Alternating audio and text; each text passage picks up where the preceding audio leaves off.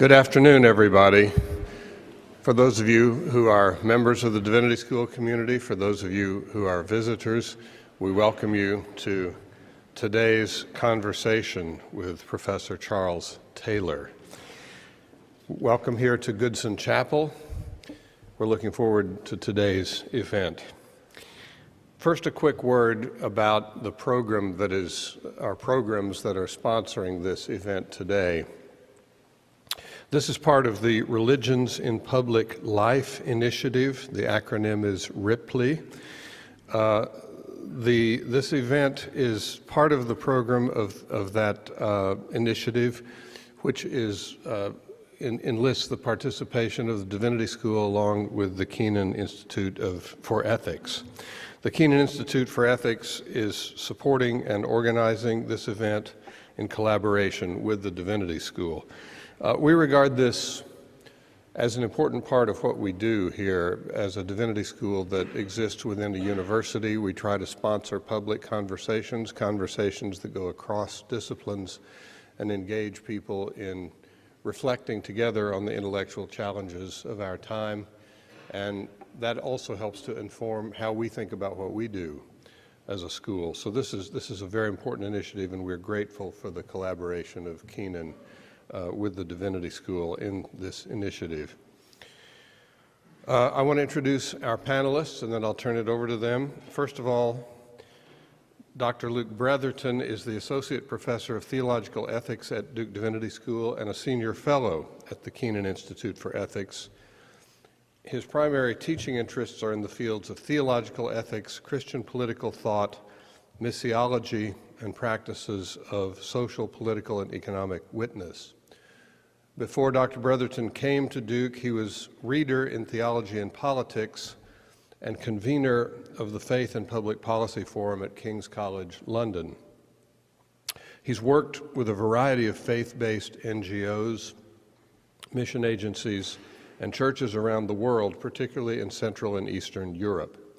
He's the author of 3 important books. First, Hospitality as Holiness, Christian Witness Amid Moral Diversity, published in 2006.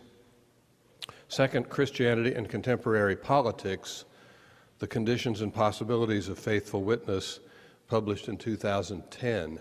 And that work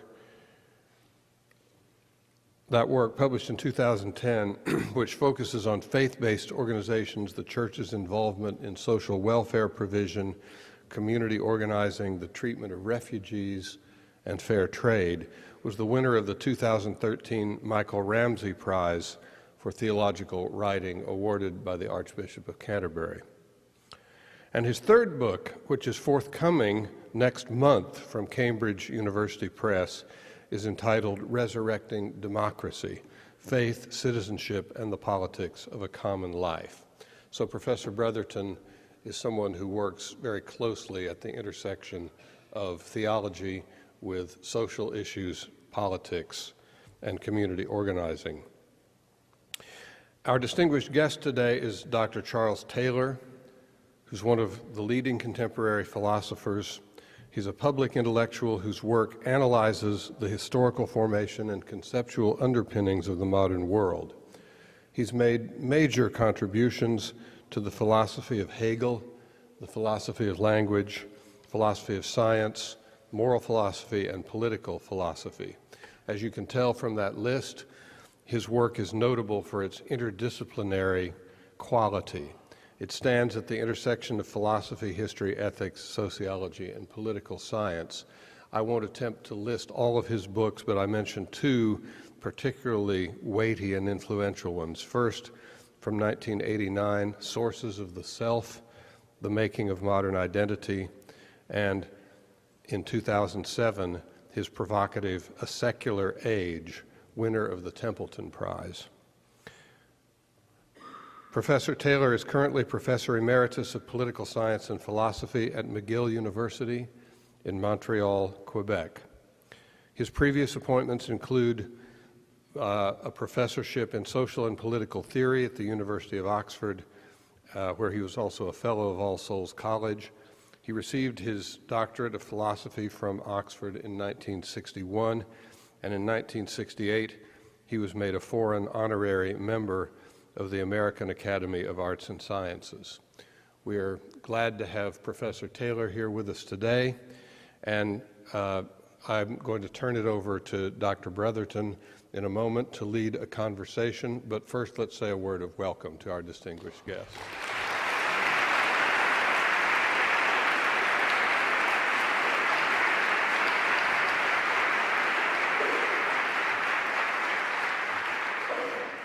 Taylor, it's great to have you here, and welcome to everyone who's visiting to us as well. I just want to take you back to your Oxford days, and in many ways, one way of understanding your work, you were supervised by Isaiah Berlin, who was one of the great kind of defenders of liberalism in the 20th century. And you also worked very closely, as I understand it, with Elizabeth Anscombe, who in many ways is one of the founders, if not the founder, of modern virtue ethics and a kind of recovery of Aristotelian philosophy. Can you say a little bit about how, in a sense, you've wrestled with and stood on the cusp between, in a sense, the influence of those two schools of thought in your own work, and kind of unpack for a bit how you understand the legacy of those two figures? Yeah. Well, they kind of were complementary for me. Let's take Elizabeth first. I mean, that Oxford was dominated by a very narrow form of analytic philosophy, and particularly in ethics. It was very, very narrow. And it got to the point where people had no more memory even of virtue ethics. And it was Elizabeth, of course, and her husband, Peter Geach. They both worked very closely together. And so it erupted. I mean, things that if you were more in the Thomistic tradition would have been, commonplaces were thrown in as other very radical ideas, upsetting everything around. And I really, appreciated that very much. And as a matter of fact, my first book on the explanation of behavior, about the issue really of teleological explanation, that also connected up with issues that arose. She had one of these wonderful Oxford seminars, right, where incredible things happened. Now, on the other side, there's another side to my work, which Isaiah Berlin very much spoke to, which is the historical side. I mean, in a certain sense, the kind of thinking that Elizabeth had was a little bit like her opponents, rather ahistorical. I mean, what's the right moral view, right? So Specialitarian, and they argued about that. But Isaiah Berlin really had a very broad sense of the history of thinking, of political thinking in Europe, added to his Russian background. The person he most loved was Herzen, and so it was, and deeply steeped in the German tradition, Vico as well. So that was something that's been very important for me. And in many ways, those two figures, Berlin and Anscombe, kind of exemplify, in a sense, the situation, particularly of people of faith in the West. This call, on the one hand, or you might say a demand, to be kind of liberal, tolerant, autonomous, slightly skeptical humanitarians operating with a commitment to a certain kind of benevolence and universalism. And on the other hand, a commitment to be loyal to our particular traditions and beliefs and practices and how they form us in the virtues. Yeah.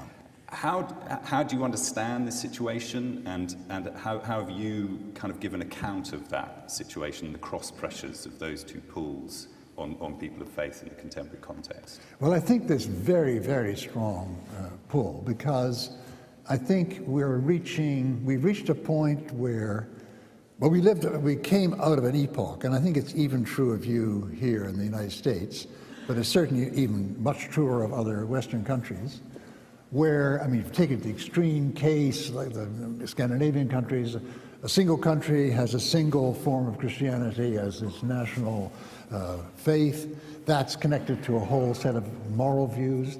That's connected to a whole idea of civilizational views. So you kind of are bonded every aspect of your life, your spiritual life, your moral life, your civilizational life are deeply bound together, right?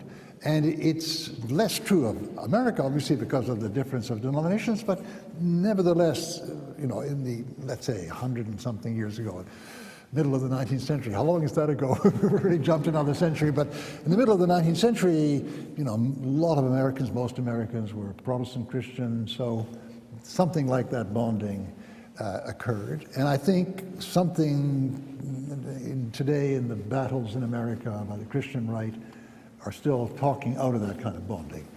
And now we live in an age in which it's just moved that way for a variety of reasons that I try to explain, where these are more and more being separated from each other. That is, my faith commitment, my allegiance to a particular political society, my moral views, and so it can all be very differently put together, but in my own life than they are in your life or your life or your life. See? And so the potential tension between these, I think they really, now you can say this is just a falling off and we got to stop it and we got to get back together again, but my response has been that we have to understand this in terms of a really epochal change in the world in which we live, and that Christian faith has managed to speak to people in vastly different civilizations, right? And across time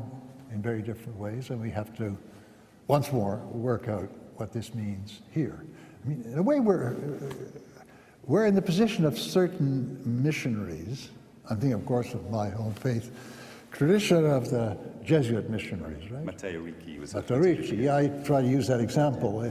We should think in a way of, Matteo Ricci and his colleagues that come to China, and well, how can we speak of faith here? Well, we've got to listen first. We've got to get an idea of what this civilization and culture is all about. And then we'll know how to present it. And in a similar sense, there are modes of being Christian that are kind of no longer quite fitting with the epoch we're living in here. But in a sense, I don't think I'd ever find myself quoting Billy Graham, but I'm conscious of his historian sitting over there, a biographer sitting over there. But Billy Graham has a great phrase about, that they've just got just enough religion to inoculate them against the real thing. But there's the sense in which our cultural situation is very different from a kind of Matteo Ricci, who's coming to a completely different, it's an interaction between both different civilizational contexts and two very different traditions of belief and practice. There's another southern figure, Walker Percy, has a great line about we're living in a Christ-haunted, Christ-forgetting culture. So that sense of the kind of Ricci move to a context which is totally other, it's not quite our situation. We're in this Christ-haunted, Christ-forgetting context. It's something that doesn't fit, as I said in the original talk, yes. But so how does that kind of differ from that? It's both missional and it's also a kind of an internal critique. And in many ways, some of what you're offering, particularly in a secular age, is the ways in which Christianity itself has produced this situation. Yeah. I mean, I think precisely that if you try to understand why in the Western world there is this real departure in many, many dimensions from its Christian encasing. I mean, so the starting point is a concept of Christendom. Christendom is a concept where the Christian faith informs the structures of politics, the different modes of art and so on. And everything is somehow given a Christian turn and so on. And I think that the present situation is the, not only decline, the growing impossibility of Christendom, right? So, we're Christ-haunted and Christ-forgetting. So we have to relate to that in the proper way. Now, I think that the proper way is to try to understand both what we need to forget and what we need to recover. Right. And it can't be, to my view, the answer can't be that we want to forget every departure from Christendom and go back. So we have to have, the reason why I think that Ricci exercise, thinking of it in those terms, is good, is that you do something like the following. It invites you to do something like the following. It invites you to look at as much of the Christian story as you can encompass or get an idea of, right?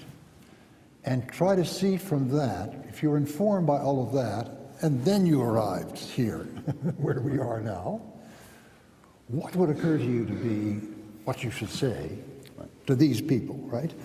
As against feeling, gee, we've lost that, we've lost that, we've lost that. What's that? So you have to have this kind of going back, going out, and then coming in again. And that is what the theologians who, in the Catholic Church, as it were, made the theory behind Vatican II what they did. They went back and they reread the fathers of the Church and then came to look at our time. So that's why I tried that Ricci thing. I know that it has limitations, but I just wanted to work on the imagination of the reader to... I mean, in some ways, I mean, one of the things you do in a secular age is you look at a number of conversions. I'm thinking particularly of someone like Jacques Maritain, hugely influential figure, political philosopher and philosopher straightforward, key figure in Latin America and Europe and the foundation of Christian democracy. And you, in a sense, through him, trace the temptation of this moment we're in, of this Christ-haunted, Christ-forgetting, and you chart how the temptation before him was that he would seek in Christianity a kind of project of cultural stabilization. That Christianity would become the way of anchoring a kind of European civilization, and how that he had to go through a long process, particularly kind of unhook himself from Action Française and this kind of throne and altar, very absolutist, authoritarian kind of Catholicism. And you seem to suggest that actually for Christianity, any move to use Christianity as a project of cultural stabilization is the kind of worst kind of secularization that leads inevitably to idolatry and violence. Can you say a bit more about that, and particularly also how Christianity produces the immanent frame, in a sense? Well, you see, I mean, the case of Maritain is very, very instructive in that whole French scene, because the inspirer of the movement called Action Française, whose basic program was, must be a Catholic society, and a Catholic society must be a monarchist society, and a monarchist France is really a strong France, right? So we have this wedding together of Catholicism with a certain kind of French nationalism. Now, Maurras, who invented this, was an atheist. He was a kind of read Auguste Comte, and thought in terms of what every society has to have something to knit it together. And the extraordinary phenomenon was that this atheist, real sort of powerful intellectual leader had all these Catholics, very strong, believing Catholics, behind him. And of course, he was broken eventually by Pius XI in 26, who condemned Action. And that's when, of course, Jacques Maritain had real crisis in his life. But I think the crisis goes back, let's go back a bit earlier to the beginning of the First World War. And here you get a critical moment that also sparked Barthes, right?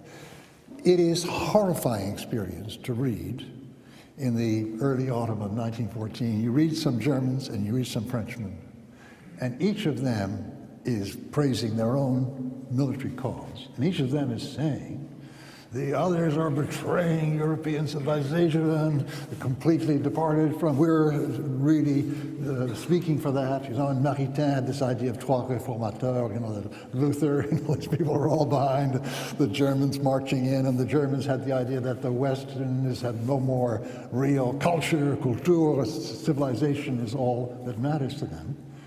Karl Barth read that famous statement, and I think that was one of the things that really kind of cracked in his allegiance to the theology he'd been brought up in.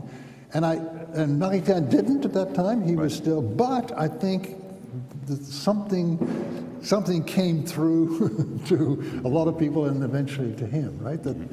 That is the way into the graveyard. It's a betrayal of the Christian faith. And if you, in a sense, as you know, the Pope at that time, Benedict, was trying to make peace between the powers, but it couldn't. See? I think you've been spared that in the United States, and we have in Canada. We didn't have that kind of... But do you think Christianity is resorted to here as a cultural stabilization project? And we're sitting in the South. Yeah, no, I think it is also. I mean, it sounds to me that way. From north of the border, it sounds to me very much that way. But I mean, that moment of discrediting, I think that we can't underestimate, we can't overstate the First World War as a traumatic experience of European civilization in all sorts of ways, particularly the terrible killing fields of the Somme and so on. We can't overstate how that shook up European civilization, in particular the idea of Christendom, right. which became very hard to salvage. after that. So there are these events that produced a shakeup, that it's hard to put the pieces together, Humpty Dumpty.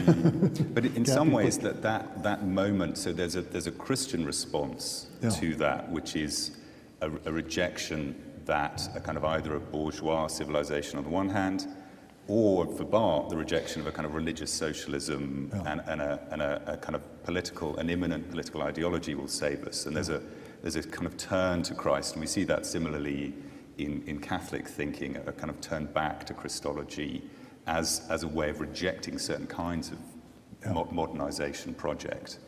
Do you think that is in a sense still the battle that the church has? There's still an attempt to use Christianity as a way of kind of stabilizing certain kinds of cultural project? I think less and less. I mean, let's take the Catholic case again. I think that with Francis, there's been a real step beyond that. But even before that, you see, even before that, in the European context, the very, Benedict, I have great admiration for him as a theologian and as a human being, and he's quite a remarkable person, but he had a very defensive sense that we've got what's there in the outside world is something bad called relativism. The European Union needs to be a Christian kind of... And we have to stand on the battlement and push back against that. But you see, already that was such an evident position of weakness that it was already kind of refuting itself as a stance, right? Whereas there are certain very powerful movements in this country which seem still to want to hang on to that very close marriage of a certain ethic and a certain Christian allegiance, and would like the society as a whole to mark that as central to it. What part of the shift you map is the ways in which the belief and practice used to be sustained by the community as a whole. Now it's the individual person, he or she has to kind of develop their own faith resources. What do you think some of the dynamics are of that shift and its implications for how actually belief and practice function in the contemporary context? Well, I mean, yes, no individual, they may fool themselves into thinking that they're developing their entire spiritual path themselves, but they don't. So we have a Christian faith is a church faith, is automatically some kind of community which worships together, in which exchanges within itself and so on. So, but what it means, what the end of Christendom means, is that those faith communities are no longer linked to the whole society in the way that they were. So, in a sense, the situation of a Christian community, as it now can be seen in big parts of Africa and Asia, right, is becoming our situation. The situations are no longer as different as they used to be, right? So we are in a situation where we have to adjust to a situation which other Christians have never imagined possible difference. I mean, if you're a Christian in India and so on, the idea that this could be in a Christian country in the sense that the European countries would never cross your mind, right? So what do? You are a citizen of this society, and a certain ethic of citizenship debated among yourself, but emerges in your faith community, and you try to bring that about and help people bring it about outside. But no one is ever on their own. No one should be on their own. I just want to go back a little bit to the kind of figure of Maritain and explore a little bit what the relationship between your Catholicism and your kind of critique of modernity, and what that relationship is. In your essay, Catholic Modernity, ? You kind of explore that a little bit. And I'm struck by the fact that both you and particularly someone you're often kind of associated with, Alistair McIntyre, have developed some of the kind of strongest critiques of modernity. But there are other figures. We can think of the Anglo-Catholic John Milbank, or a figure like Terry Eagleton and others. And there's this very interesting relationship between a certain strand of modernity criticism and a kind of engagement with Catholicism. But that seems to contrast quite starkly with precisely an earlier generation, particularly a figure like Jacques Maritain, or in this country, John Courtney Murray, who were quite pro liberalism, kind of human rights, notions of a kind of humanitarian beneficence, and Maritain famously being one of the drafters of the UNESCO Declaration of Human Rights. What explains that shift to these large, very big Catholic public intellectual figures, very different kind of orientations, to very similar kind of modes of being modern? Yeah, because I think we're in a different situation. What Maritain's situation was someone moving out of a Europe which in many respects had movements in it which were very anti-democratic, right? Although France was a democracy, but very anti-democratic. Yeah, but and they are, so it's the project now of Christian democracy. Christian democracy was an abandonment of the hostile attitude towards democracy of Pius IX, for instance. But the idea of Christendom isn't itself dropped. I mean, it sounds strange because it's very short time ago. I mean, just think of Germany when it gets up from the ruins in 1945. Very important role for the Christian churches, because they'd just been through this awful experience, which defined itself as anti-Christian and wanted to destroy Christianity, and particularly Catholicism. And so you get the sense in the Constitution founding of the Federal Republic that we need to draw on these Christian sources in order to precisely underpin human rights. I mean, the first sentence, I think, of the Constitution is the human person is unantastbar, is untouchable, can't be in any way violated, human person. So you have very much democracy, human rights is the basis of it, and Christianity is seen as the most important source of that. Now, we're living now in a world that's much more fragmented religiously. And so what you have to say is not, I'm giving you the correct view of the underlying agreement that we all are founded on, but no, there isn't such an underlying agreement except on certain basic principles of democracy. But this is how we see them as being not adequately lived. Right. I mean, you see, I think that any kind of total codification of a morality where you claim to nail down everything according to this rule book is just never going to fit with the gospel. And the way I read the gospel is always, the rules, even the good rules, are being questioned and gone beyond. I mean, there's a wonderful, parable about the workers in the vineyard and so on, and the guys who came last get 1 denarius, and then the ones who came first get 1 denarius, and say, what's going on? I mean, that's quite a legitimate demand. I mean, I worked longer than these guys.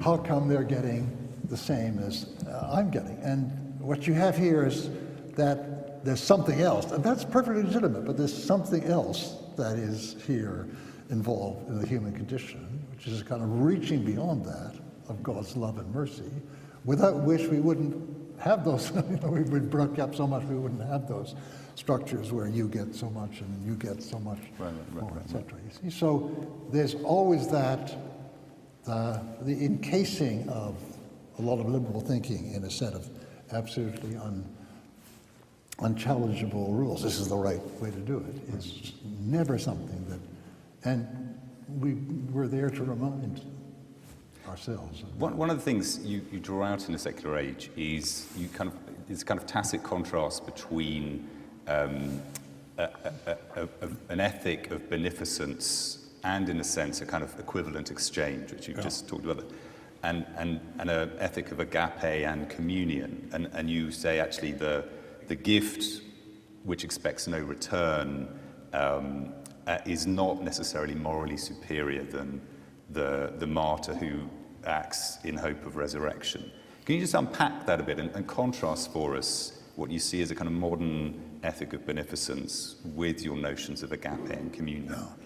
Well, yeah, that's an interesting side to take it up. But the side that I was thinking of taking it up is whether you don't have to go the extra mile even to get to the end of the first mile. That is, in other words, if that any kind of set of rules, if you make them absolute, are going to impinge, first of all, impinge in various ways on people's lives, that is not really fully human. And secondly, the second big thing that I was talking about in the Catholic modernity thing is really I got that reading Dostoevsky very powerfully, that you can start out being very motivated by benevolence.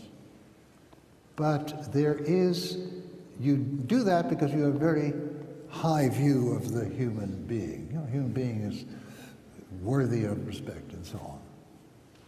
But then, precisely because human beings are very flawed, right, that you encounter situations in which these people that you're acting to help are behaving way below, you know, what you would expect of them. And there is a way in which beneficent action can turn into kind of misanthropic, right?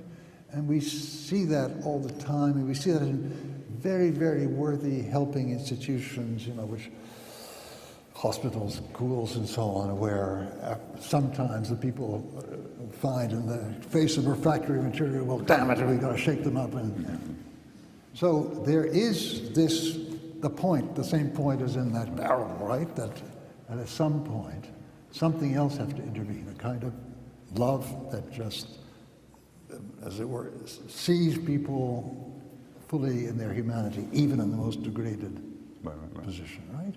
Now, who guesses it makes it possible to see people that way? Well, I don't myself only see that in something that comes from God, that comes through this tradition. It's a power that I need. So, I mean, I say to some of my friends who are against, well, I mean, I need that.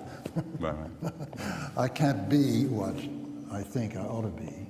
I'll not make it anyway, but I couldn't even have a hope of making it without that. Only I think that's probably more general than We'll come back to that. We'll come back to that. So perhaps one of the extraordinary things in your lifetime is the kind of collapse of modern and largely secular ideologies. One can think of socialism, communism, nationalism. It's not that these things aren't around, but they don't have quite the mass appeal as ways of securing a kind of emancipatory future.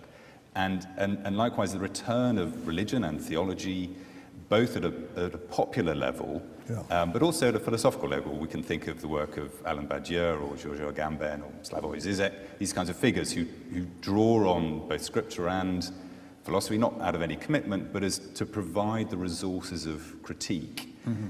What do you make of that turn of events and the drawing on theology, in a sense, outside of the church, and drawing on religion outside of any formal institution, to provide resources for critiquing modernity and then more broadly capitalism as well? I mean, it's another fruit of the end of Christendom. In a way, it's as though the church had the publishing terms, we had the rights to Jesus Christ, and now anybody can make of him and his message what they want. And I think that's part of the new picture. Is it good, is it bad? I mean, it's where we are now. That people are going to do that, are going to take what they want and put it in their particular form. But I think it's actually good. Right? I mean, that it somehow creeps into these other positions. Right. Yeah. I want to turn now to your account of the secular and focus on that a bit. So one way of reading your account is you're against what you call the subtraction theory. An image I sometimes use in my students is the shift from a shower, where the sense in which everything's moving in a single direction, and it's clear what that direction is to greater secularity, and we'll all be kind of washed clean of the foul accretions of religion and superstition. And we've kind of, in a sense, giving a shift from that kind of account of a secularization thesis to a jacuzzi, everything's bubbling up from everywhere. We're surrounded by it. Which I thought Poor of that. Richard Dawkins is looking at the direction of history and thinking, it's not going my way anymore. So he has to get out and confessional Darwinism is born. And likewise, the kind of Christians have kind of think, we've got to defend our corner. And everyone's, this sense of plurality is much more upon us. And the kind of mutual fragilization and cross pressures, which everyone's caught in. Within that account, if we kind of accept that that is something of what's going on, that's our condition, if you like. We're now in the jacuzzi, not in the shower. So that's not too troubling an image in church. But what do we make of other kinds of accounts within that? So I'm thinking particularly of the work of someone like Danielle Hervieux-Léger. It's not, in a sense, secularization, which is what we're seeing, but de-institutionalization. People no longer join institutions, whether it's the Scouts, political parties, trade unions, or churches. And the churches is just a kind of paradigm figure of that decline in our ability to either imagine institutions or do institutions. What do you make of that kind of account? I think there's some truth in that, and it's particularly if you look at one of the things that's pushed the end of Christendom has been what I call the ethic of authenticity, in the sense that everybody has their own way of being human, and so that has made it very difficult to maintain continuing institutions. You see that, as people have pointed out, in many countries, people left the churches, but they've also left the political parties, they've also left, etc. Then new kinds of formations arise. It's never, I think it's a mistake to think that there's just a decline, and there's not new kinds of sociability, of connections, but they'll never add up to the kind of alignment again of the political ones, the religious ones, and so on. So I think, but when we talk about this kind of shift, I think that we have to make, as it were, a discernment, and maybe I made the wrong one, between the things that belong to this epoch. You can't undo them. If you come into this epoch, certain things are going to be easy for you, other things are going to be hard, on one hand. And then what you got to do about it, on the other hand. And I think that move to authenticity is part of an epochal change, that it has something to do with releasing some human potentiality. I think all periods and civilizations release certain potentialities and don't others. And so it's where you have to start and what you have to talk to. But I think, Hervieux-Léger, she has a number of very interesting ideas about the role of religion in memory, about the way in which, as she puts it, the entire sort of ethical background to Christianity is being hollowed out when you have things like the marriage and the family being challenged. Yeah, I think that's this phenomenon that I would describe as this breakup of a religious form, with an ethical form, with a family form, with a political form. Right? It's all because I guess part of the impact of her account is it's not that you end up with secularization, a decline in the public significance of religion, but suddenly you have a re-enchantment. Everything, the sacred breaks out. It's no longer disciplined by institution, it breaks out everywhere. So we have British petroleum executives being trained by Buddhist monks in meditation techniques. We have mindfulness centers down the road as part of a modern medical. These are unthinkable 30 years ago, and suddenly these football matches take on a certain ecstatic quality. These kinds of, if you've ever been to Duke basketball, you'll know that is the true religious home of all Dukies. But I think that's a significant engagement for the people who are training for pastoral ministry and in a sense charged with the maintenance of institutions. So that's obviously a key problematic that people in the churches wrestle with, is how to nurture people in the faith when actually people no longer accept or kind of want to take part in the kinds of institutional formations that have sustained it over time. It must be very difficult for pastors. I'm not in this situation because you have certain people to minister to who really want to go on dwelling in the original home, right? And others that are outside, and it's sometimes hard to bring them in and have them coexist with the people inside. I think this is I wish I had a... I can see that, very good. And just, do you, in sense, one of the things you talk about a lot is this kind of dialectic between enchantment and disenchantment, in as well as drawing on Weber a bit there. But what are some modern kind of non-religious forms of enchantment, mystery, and epiphany that are available to people outside of religious institutions, do you think? Yeah. Well, I think that, you see, there's a great deal that comes to us from the Romantic period, from the Romantic poetry, from music of that period, that people have kind of experiences of the wonder, even the mystery. They may not want to use the word, but the sense of something very deep, very puzzling. I mean, I think that at the heart of the word mystery, as it's come down to us, is something that you can never understand if you stand outside it and try to objectify it, but something that you can maybe understand a little bit more if you get drawn into it. It's a kind of something that pulls you to participate in that. I think that's very important aspect of the, I mean, it has in Greek some relation to rites that initiate you. Right? Mm-hmm. So I think that sense of mystery is very, very widespread.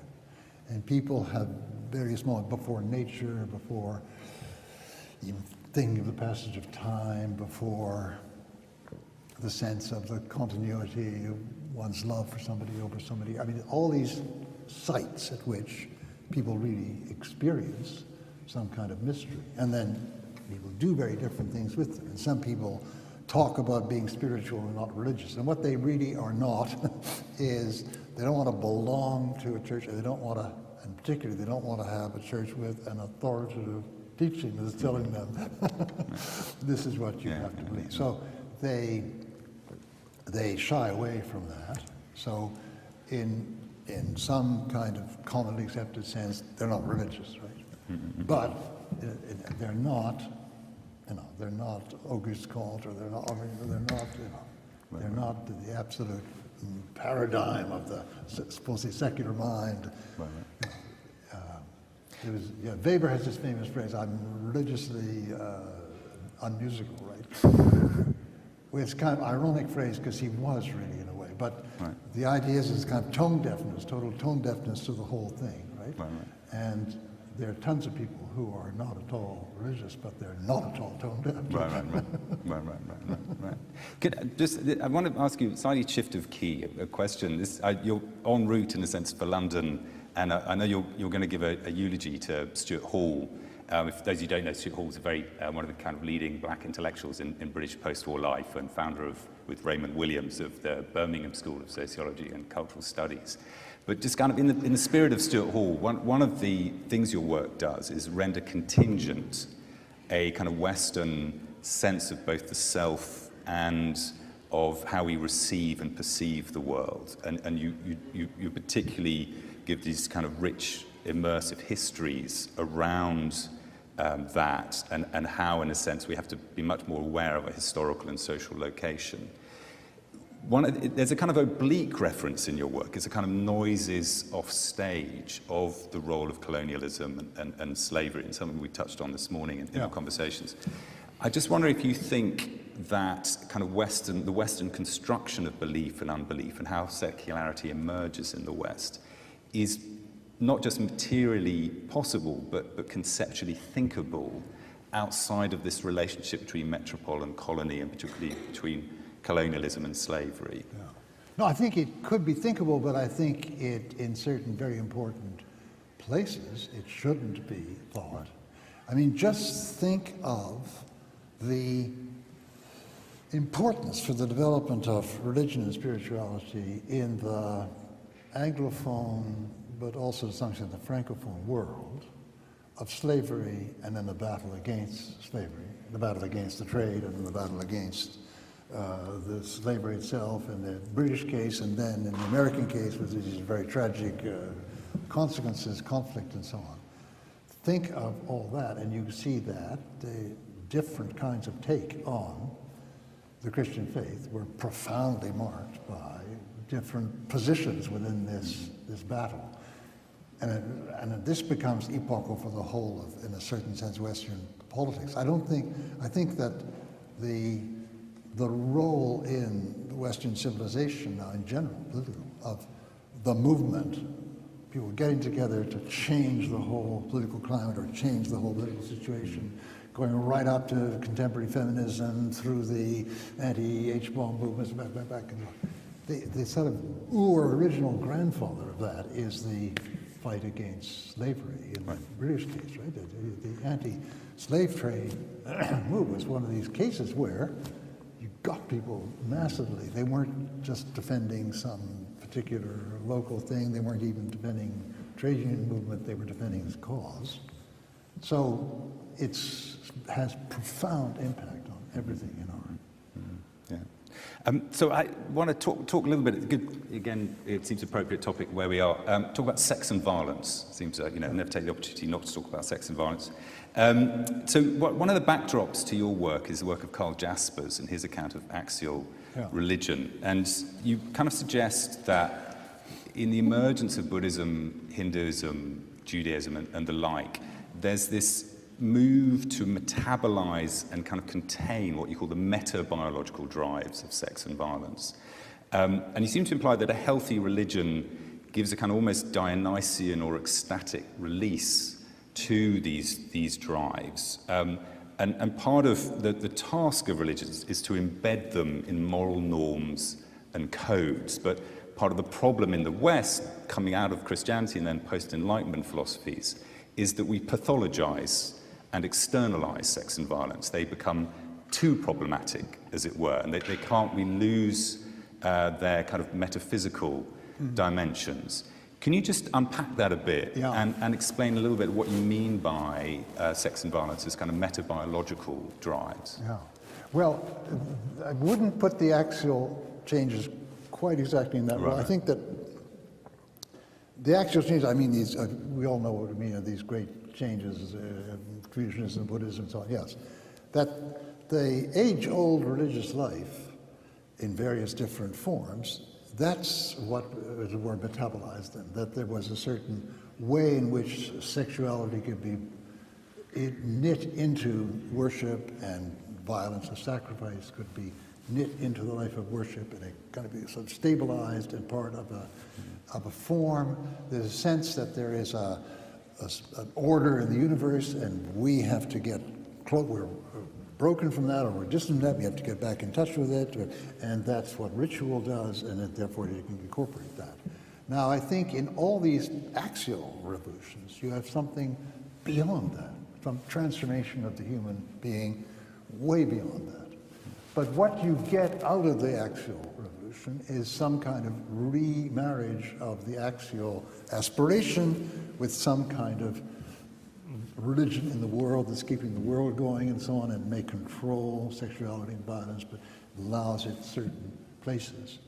But you see there is a deep, deep instability here, because the ultimate aspiration of one of these axial moves is beyond all that somehow, transforming all that. And that is that different axial faiths have dealt differently with this. So you get, in the Buddhist case, very, very clear that there's this aspiration beyond, even beyond the self, I mean, beyond any kind of recognizable human life. But that's woven together in a society where, you'll get the lay people will feed the monks, and that will give them merit and so on. And something like that existed in medieval Catholicism as well, but there's a constant rebellion against that, and the Reformation, the whole Reform movement, Catholic and Protestantism, is in that kind of attempt to rebel against that. But you never reach some kind of stable form, and yet you need a stable form to live in. So I think there's just a very deep dilemma here that we're pointing towards, in hope, a kind of fuller transformation of ourselves, that we aren't there yet, and we're in the domain where we're managing these powerful forces But we can neither go back to the sense that this is a completely normal way to integrate them, right? Nor to a sense that we can completely set them aside, except these very wild, transformational, apocalyptic attempts which end in even worse violence, right? So there is I mean, that's a destabilizing thought for someone who thinks, I've got a perfectly consistent sexual ethic, you know? Really? I mean, you know, or I know perfectly how to integrate, how to integrate eros and agape in your life, right? Mm-hmm. In the book, you say one of the kind of paths to God we need to recover is precisely a relinkage of erotic desire with love for God. And in a sense, many moderns, you read Julian of Norwich, and it's slightly scandalous, this language usually uses. But can you unpack that a bit and what you mean by that? Because obviously it's an area the church is deeply struggling with, and we don't really know how to house and kind of embed sexual desire and sexual relations. It's kind of ripping the church apart in many ways at the moment. So can you just unpack that a little bit? I think that there isn't, there really isn't a solution to this in the sense of, okay, here's how we'll put them together, it's going to work from nothing. No. And, the Song of Songs, the same kind of thing, right? So you get an attempt to back away from what's going on in the text there, to say, well, it has a purely spiritual sense. There's nothing to do with sex as we know it, and that's really what it means. But they're using an image here, like use the ship of state as an image for government. And of course, it isn't like a ship. Who cares? But it's. I'm going to be incoherent now because I don't think we can be coherent. The reality is much more complex than this. There is a kind of these two kinds of love, as it were, spill over into each other. There's a kind of moment where there's a resonance between them, and then there get to be moments where they're in tension with each other. Take what people might think of as successful human love. It starts off, a couple that starts off a tremendous erotic charge, right? And yes, if everything goes at its best, it grows into agape, or agapeistic dimension, grows tenderness, a sense of how the other person is just a remarkable being. But there's always tensions between them. Right? So if somebody comes along and says, this is the set of rules, and follow these rules, I can't believe it. Right. I can't believe it. It's not, it's just not credible. And there's a whole lot of young people that can't believe it either, and they're right. Right. So I haven't got an answer. Well, you have quite a clear answer when it comes to violence as the kind of other drive, and you make a very strong theological vindication of non-violence. I just wonder in a sense, we can kind of reach for various forms of converted erotic desire and historical. We might question them now, and we're trying to think. In a sense, it seems even stranger to think about what's a converted form of violence. What's a metabolized form of violence look like? Because we've had various options. I think they're different from each other. There isn't one that can marry perfectly. Right, but we haven't solved the problem of violence, though. See, because I know there is one solution, which is, okay, I'm a total pacifist, right? Well, I don't know. Hitler's coming along, ISIS is coming along, the Yazidi are going to be massacred on top of their mountain there. Well, I'm not sure, right? So we don't have sort of clear, fine rules for that either. But you're right, the telos. Right. The telos here is different. But one would be to get beyond even the desire for violence. Right. The other would be this kind of eros growing into agape. So there's a different notion of what the transformation is here. Right. But in the prior to transformed situation, you're really, I don't say on your own, there won't be a set of rules. And anybody who says, I got a set of rules. Right. Let me just turn briefly, before I hand it over for questions, to actually thinking about the role of religion in the public sphere. You refuse, actually no, I'll scrap that question. But in your account of kind of modern public sphere, you characterize it as kind of radically secular. But we can think of all sorts of examples in the contemporary context. Think of the solidarity and the role of the Catholic Church in communist Poland, or in the Philippines under the Marcos and fomenting the kind of revolution there, or the role of the black churches here in the South as kind of sustaining a public sphere for those who are systematically excluded. So how do you see the role of the church, in the sense it's an institutional form, in the public sphere and as a constitutor, if there's even a word, of the public sphere? Yeah, well, the public sphere is all the voices. It was public sphere, and then there's more specifically political sphere of parties, but they overlap, right? So the church in both cases churches are voices, and they ought to be speaking authentically in their own voice. I mean, I have no time at all for the idea that we can all discuss in a bleached, sort of more secularist idiom, which doesn't have any references to particular religious traditions. That sounds to me ridiculous. That sounds to me anti-democratic. You're asking, but so Jose Casanova's picture of this is pretty well mine in his, what is it? Religions in the public religion in the public modern religion in the modern world. world. Modern religion in the public world, or something. Anyway, it's absolutely that when you talk about the separation or the religions being separate from the public, there's one sense in which they ought to be, which is that the public authority ought not to be identified with any position, religious or non-religious. I mean, it would be just as wrong to have a kind of laïque, secular, that's been thought of in certain European countries, where it simply becomes a non-religious philosophy, which is the established religion, right? But within that, all the voices are free to speak and ought to speak from their own tradition, and their own outlook, and their own sense of what is the public good. Right. So what they aren't supposed to do is try to take over and be the voice of the public. That will go back to that, the drawing on religion as a kind of cultural stabilization, a political stabilization project. Right. I mean, one of the things that's not clear coming through your work is what kind of constructive political engagements it sponsors.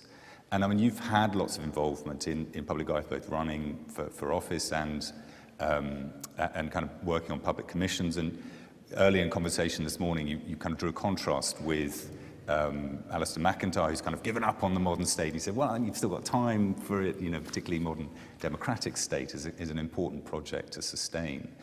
But can you say be a bit more specific about what you think that your philosophy, the kind of public and political upshot of your philosophy is? You could name some kind of concrete examples of that. That's a good example of the kinds of political work and the kinds of engagement I would like to see more of. Yeah. Well, I mean, there are two things that I think are very important now. One is the issue of global warming. I think that we're being incredibly irresponsible with the planet, with our children, with the whole world in which we've been set. And I think that the various spiritualities I hear from some quarters, that it's something unchristian to think that we could, God will let us wreck the planet so we can go on trying and he'll stop us, or that somehow it doesn't matter because human beings are supposed to be above all this, is some kind of really perverted thing. So this deep irresponsibility, we ought to be reminding the world of that. And secondly, I think that democracy is one of the finest potential achievements with all its human history, with all its faults, and I think we are sliding out of our democracies, partly because of as everybody has said who has any kind of sense of this, growing and vast inequalities undermine democracy. The incredible power of money undermines democracy. And therefore, this is something that I really want to battle against. And I think we all should be doing that. But that's my own, Right. Those are diagnoses of the problems. Yeah.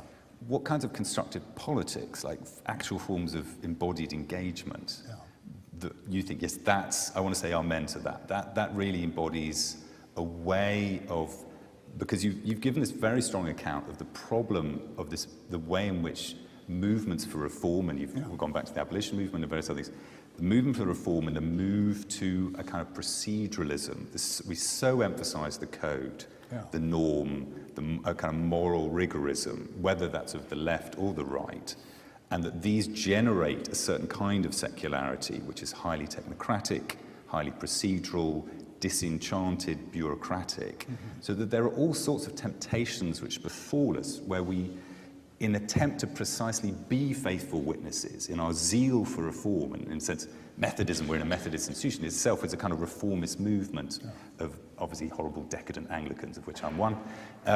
You know, so there's this zeal for reform, in a sense, produces a kind of secularity and produces a form of a technocratic and bureaucratized politics, which is deeply antithetical to what it means to be human, and we're always putting program before people, and thereby ending up crushing people.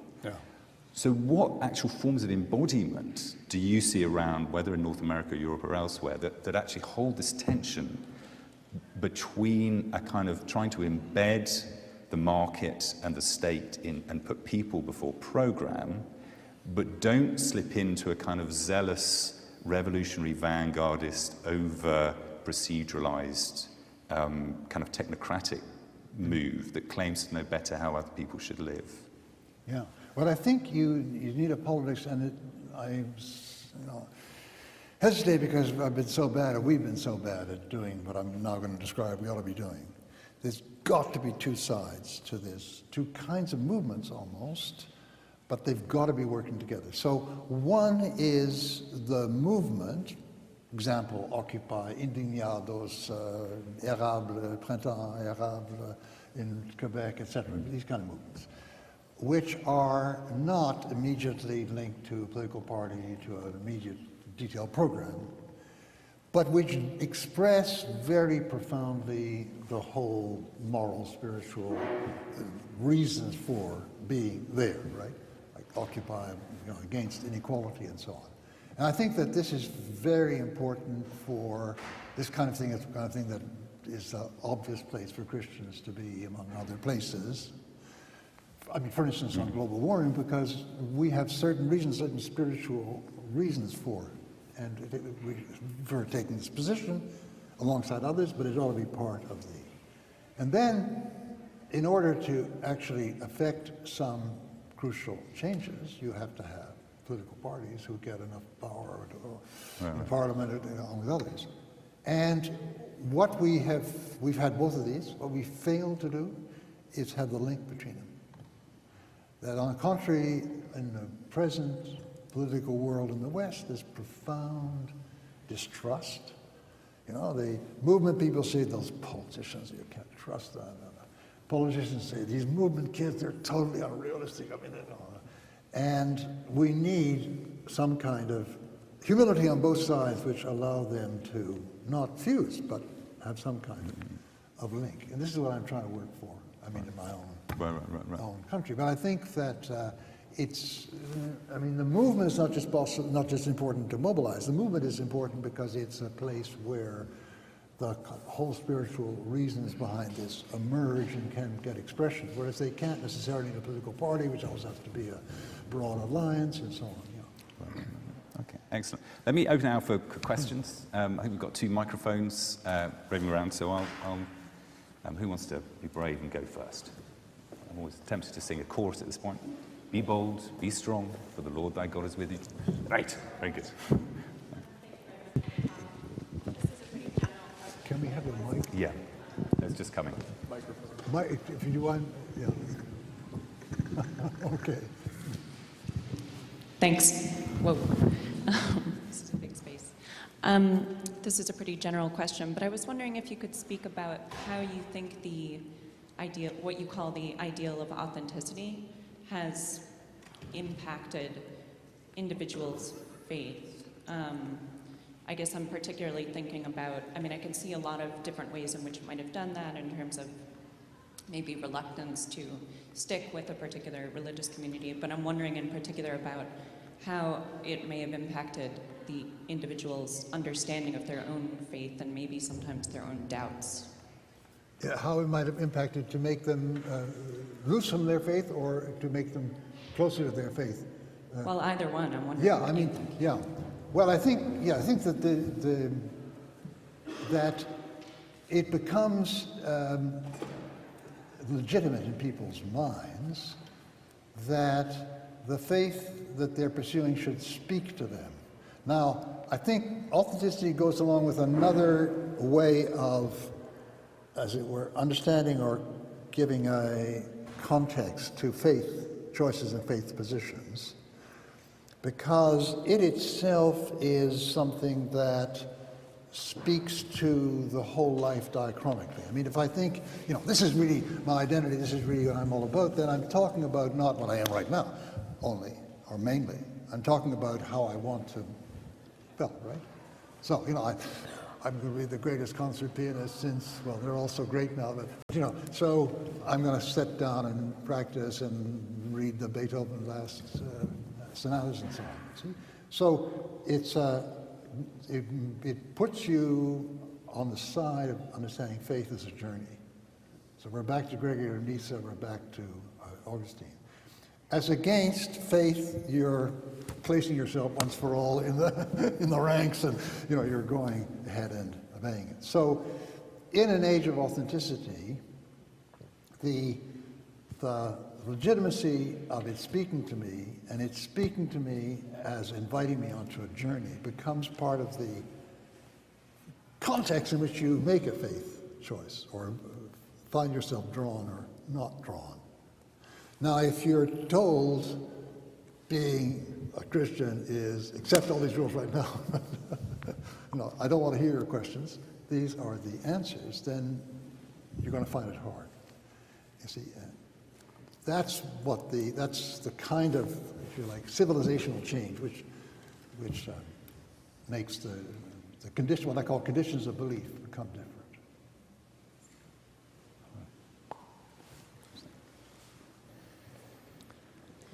Thank you. I have a question about the last part when you talked about these two movements that got to be together in terms of, for instance, in the Occupy and Indignados. So these multiple forces, and you talked about humility in both sides.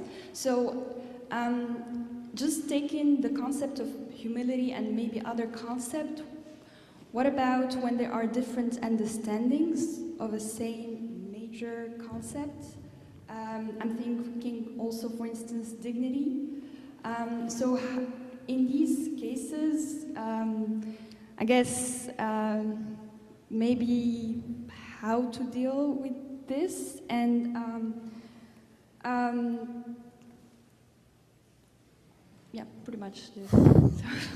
I mean, I wish I knew how to deal with it. You see, I think that what each side says about the other has a certain truth.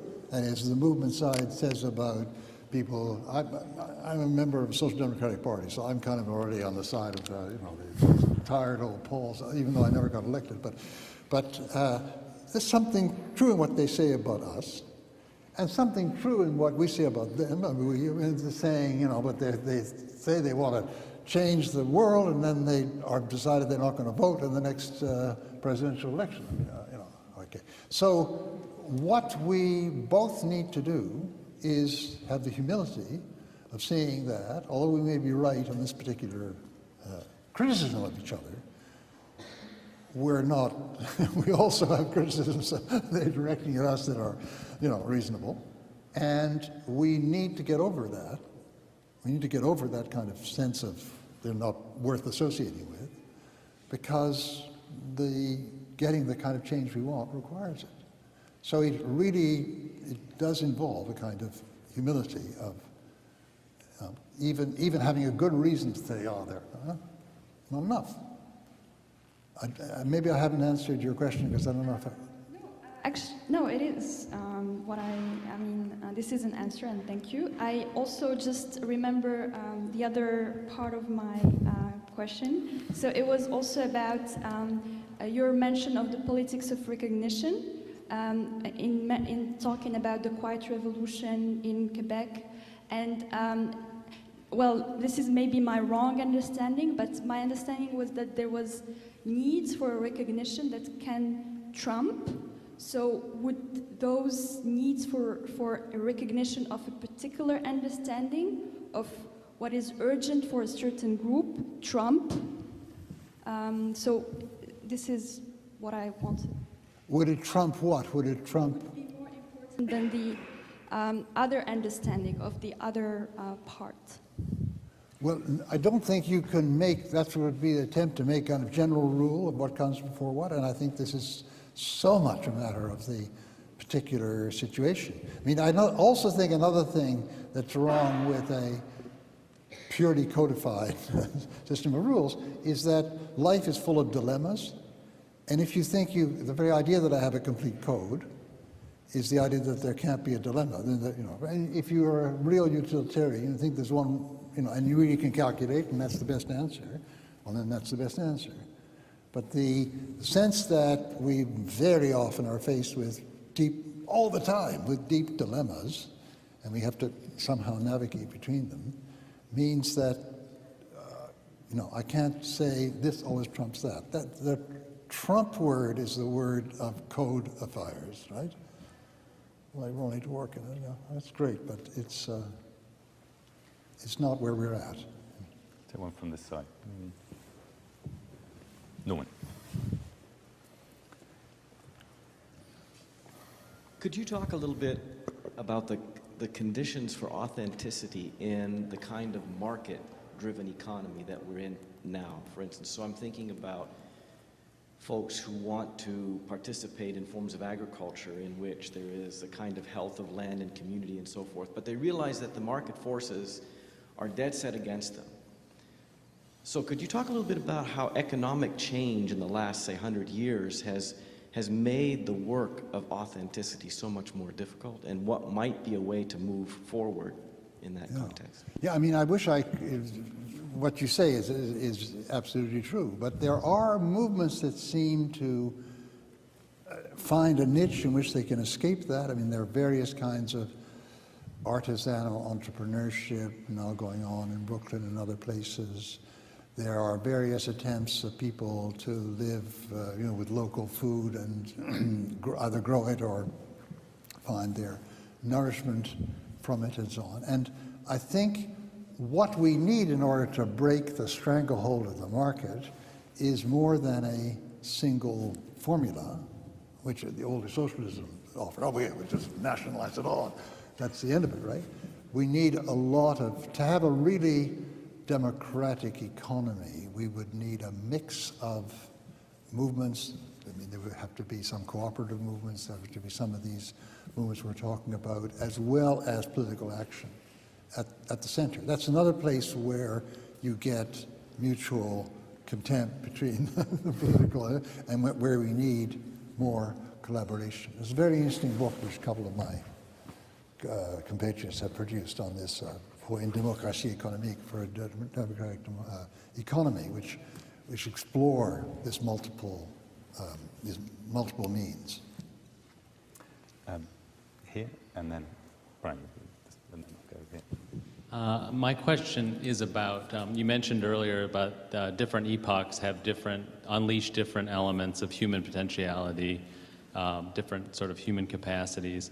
And I'm wondering basically whether there's a way, I'm a sociologist, whether you think there's a way that evidence can be used to adjudicate between various traditions which are going to have the capacity to unleash sort of different versions. So some traditions might be very high and good at fostering community, but have bad records on gender relations or other things, and wondering to what extent those things impinge upon the how they facilitate human flourishing. And so in connection with the sort of, the connection with Templeton and other things has made me think about, to what extent can we use evidence about traditions to help us adjudicate between what sorts of things lead to human flourishing, what sort of things don't lead to human flourishing, and to what extent can we actually use, evidence to bear on those questions? Yeah, well, I mean, I'm not quite sure how to answer that. I mean, we can see in history that some very successful communities, in the sense that really bonded together, now we see that maybe within the process of beginning to see themselves that required sacrifices, for instance, on the part of women, which we consider really unacceptable. So it may not be very hard. You don't have to gather much evidence to see this. The problem then is, can you change the culture in regard to the position of women and rediscover a way of being unified? I mean, the same thing can be said about the family unit, right? Can you find a way of, achieving equality of life chances here and still have couples, children functioning, etc. Yeah? And there, well, the word evidence doesn't seem to me to be exactly right here. I mean, if you can be tremendously helped by seeing another context in which they've gone through something similar, and hey, they have a way of doing this. Let's look at it. And is that what you mean by evidence? I think. Do you think? I guess one is more of a premise. Do you think there's actually some ways to live that are better than others? I mean, for human beings, and to what extent can we? Yeah, I mean, I do think that. That's the kind of terribly. So what would be what kinds of evidence would constitute? You know what? I'm looking at it, and this actually seems like a better way to live. Like these people seem committed to that. I mean, so interreligious comparisons. I mean, so some people want to be purely pluralist and say, Muslims believe this way about and Christians believe this way, and how are we going to reconcile that? But then there are other people who come around and say, the way that in some sects or versions of Islam, this way of treating women is just not okay. Yeah. And so I want, and so to some extent those are moral commitments. To another extent, you could say, empirically, there may be better and worse ways to live. Yeah. If you're talking from a sort of utilitarian sense, or even just a human flourishing type sense. What? Yeah, it's a human flourishing sense. I mean, I think that we've got into a bit of muddle in our thinking now because we have morality without ethics. By that I mean rules for interpersonal. But ethics, what is a flourishing human life? What's okay? So for a long time, for instance, it was thought that we didn't need to concern ourselves about women's fulfillment because they were perfectly fulfilled. Their kind of fulfillment was that, right? Well, now, after a while, you don't really need evidence anymore that that's not so. I mean, that they have this ambition or the desire or a sense that they want to be X, Y, or Z, and they're stopped from doing that, and so we want to make it more possible. Now, why do we think this is so? Well, I mean, you just look at lives that are deprived of that, and then get a sense of that's maybe a possibility, and they are drawn to it, right? In other words, you'd have to have some very strong counter-argument that this being drawn to it was somehow inauthentic or not, and that gets to be, in case 1, case 2, case 3, okay, case 375. Maybe that's not that's not really plausible anymore. Yeah. Question over here, and then we'll go back over. Did you have a question? Yeah. Right.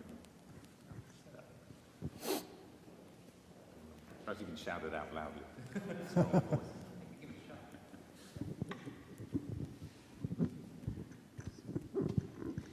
I actually wanted to draw on Dr. Brotherton's jacuzzi metaphor, and I hope I'm representing it well, of these sort of competing visions or commitments bubbling up, the image of pluralistic society. And I'm just curious, in a general sense, what prospects do you see for social unity in that jacuzzi-based system?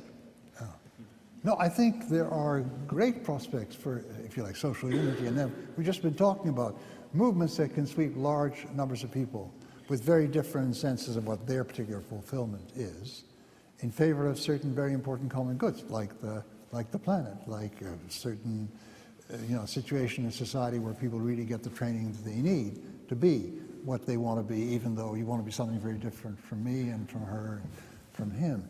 And I think we see this movement of generosity, of people being willing to turn out for these movements is still very alive. So the sense that we belong to a society together hasn't really itself waned. It's a sense of what kind of society do we belong to, does it really mean something to me, and so on. That is very definitely waning, but it's felt as a lack by the people themselves who feel it. So I don't think that the affiliative capacity of human beings is being itself weakened or damaged. I think that certain modes, certain structures, certain forms of that are being discredited or partly rightly, partly wrongly. I agree. Yeah. And we have to try to address that. Maybe I didn't get the question as you intended, or no. One over here, and then the next one after this will be the last one. So be thinking of your apposite question. All right. So I have a question about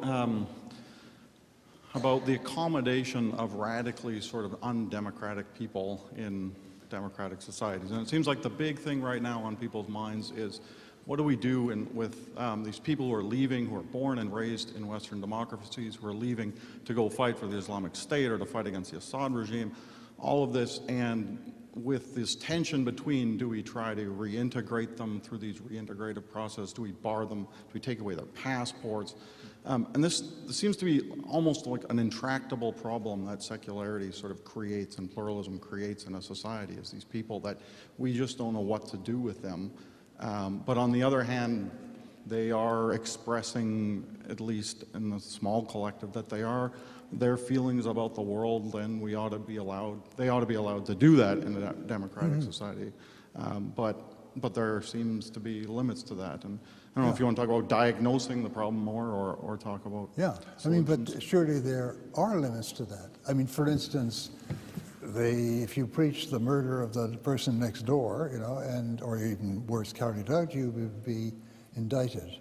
So the question is, do you extend this to rushing off to commit murder somewhere else? And that is a question about the adaptation of the law, because mostly we indict, in most of our systems, we indict people for crimes that they commit in the country itself, right? We're not talking about the Hague and so on. We're talking about, so do you take away the passport of someone who wants to go to Syria and fight for ISIL?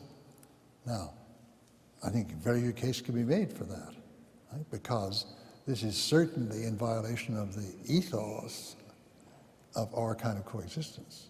Our respect for each other and as it were, respect for our differences do not extend to directly violating the rights of others.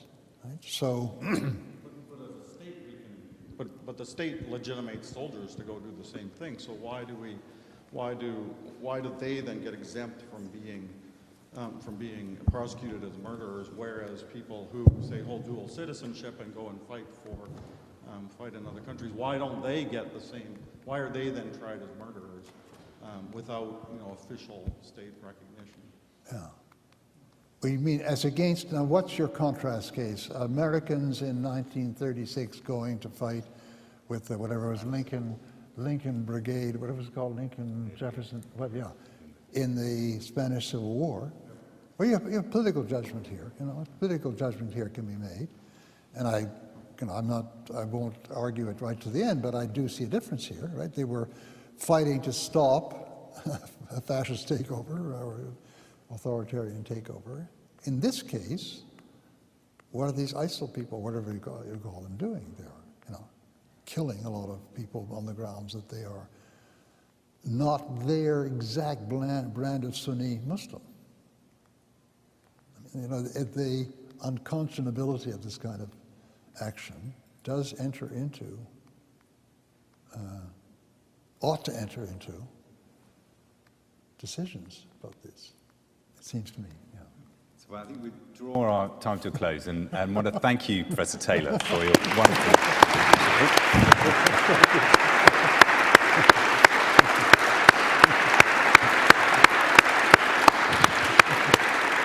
I think we will be trying to put it up online if you want, tell your friends and family as an early Christmas gift to listen to it online. But on the Keenan website, I think it'll be up there. Thank you very much for coming.